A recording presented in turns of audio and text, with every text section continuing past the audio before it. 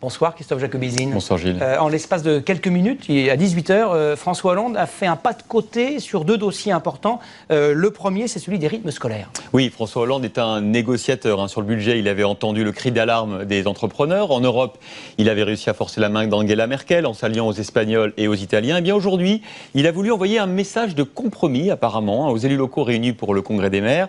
L'État jacobin et centralisateur, c'est fini. Place à l'État partenaire. La réintroduction d'une demi-journée dans le calendrier scolaire des écoles primaires, ça coûtait plus de 600 millions d'euros aux collectivités. Eh bien, soit l'État leur donne un délai supplémentaire et surtout, il va les aider à payer ce surcoût. Et autre pas de côté sur le mariage homosexuel, on l'a vu il y a un instant, là, le président de la République admet que les maires puissent faire jouer en quelque sorte leur liberté de conscience.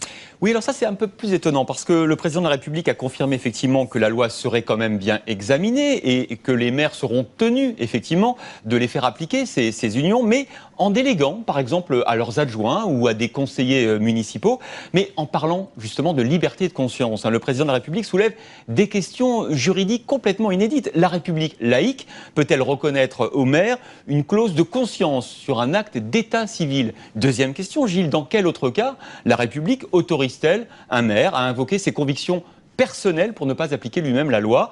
Pour les partisans du mariage ouvert à tous, en tout cas, la déclaration du président dévalorise ces futurs mariages qui risquent dans certaines communes d'être célébrés en catimini.